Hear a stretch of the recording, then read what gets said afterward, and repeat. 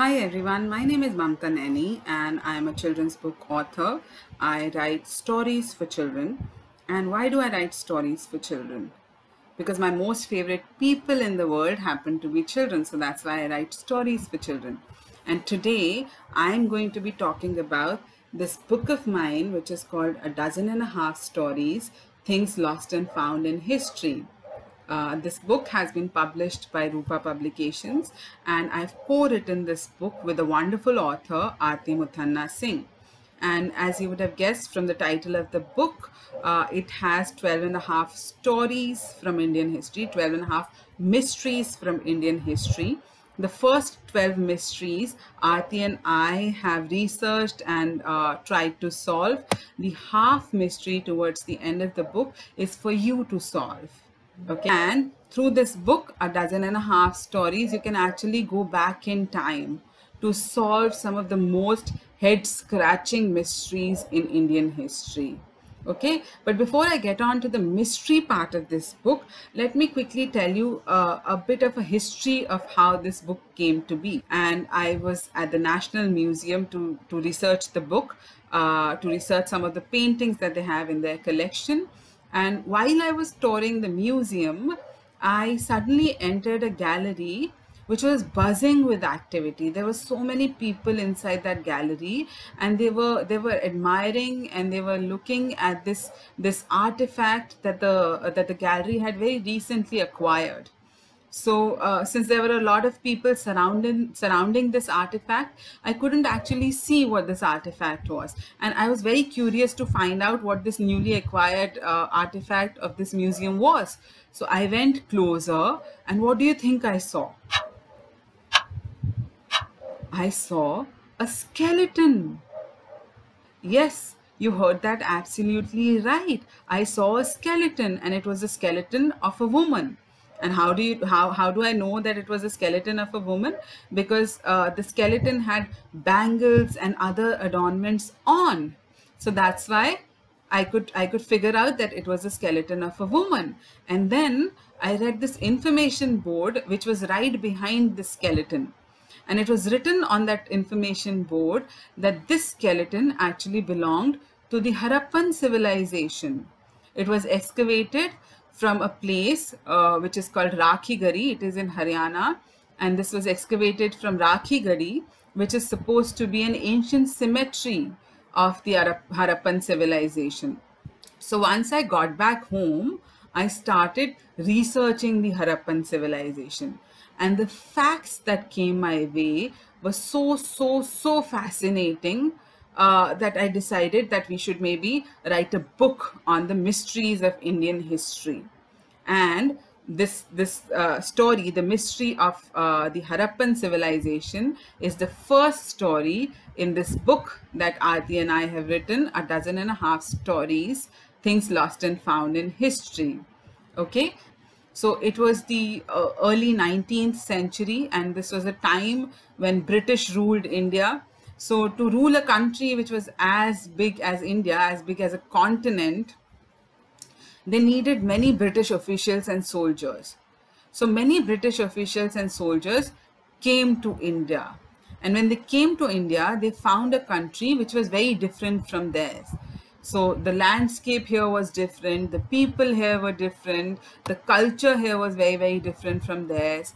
So to understand this new country that they were now supposed to rule, they traveled a lot. Okay, so one of the soldiers who came from Britain to India, his name was James Lewis. He found himself in a place called Harappa, which was in Punjab. Okay, so this is not the Punjab that is there in India. There's another one in Pakistan. So he found himself in Harappa in Punjab. And while he was traveling this small little town, he found a series of mounds which really intrigued him.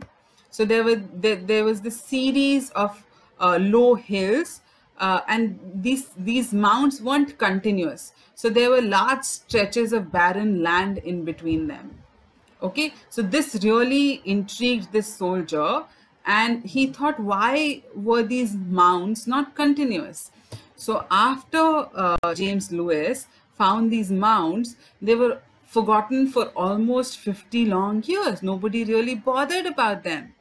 And then, after about 50 years, the British government decided to build a railway line that passed through the town of Harappa. So a lot of engineers and railway workers came to Harappa and they started digging the ground. And as they dug the ground, what do you think they found? They found these very, very beautiful looking, very, very exquisitely carved bricks. And all these bricks were the exact same size. And they were so, so beautiful that a lot of these railway workers helped themselves generously to these bricks and took them home. They started building their own houses using these bricks. Okay, but before all these bricks were gone, there was this archaeologist called Alexander Cunningham. He came to the site and he started examining the site. And there he found some more bricks, and he thought that these bricks were very, very old. And he also found a whole lot of other stuff. He found pieces of pottery, he found seals. So he found a lot of those seals. He also found one which had the engraving of a bull and something written in a very strange writing. But he also, Alexander Cunningham, also misread the clues. So he thought maybe these seals came to India through trade. So some trader would have come to India and these seals actually belonged to that trader. So he also misread the clues. But fortunately, in the early 1920s, two young archaeologists came back to the site. They were from the Archaeological Survey of India. Their names were R.D. Banerjee and Dayaram Sahani. So they came to this site and they started excavating it.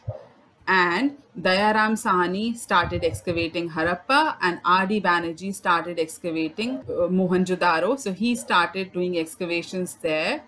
And what they found took the world by storm.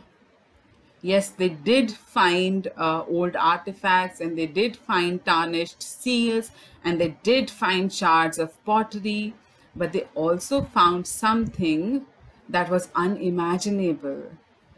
They found entire cities buried under the ground, and these cities were as real can be.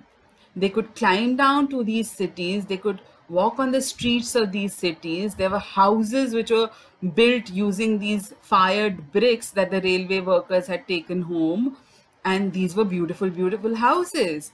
There was a very sophisticated drainage system in these cities. There were big granaries in the cities. The streets were so straight, they were not crooked at all. They were so straight as if they were drawn by rulers.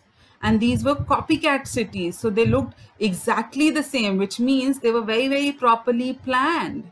And they found a whole lot of other stuff.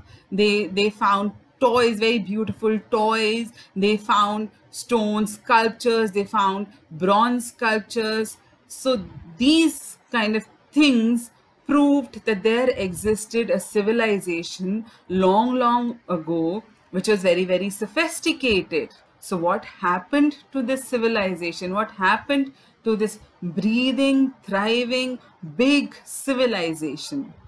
So to figure out the mystery of the Harappan civilization, you can read this book, 12 Stories, Things Lost and Found in History.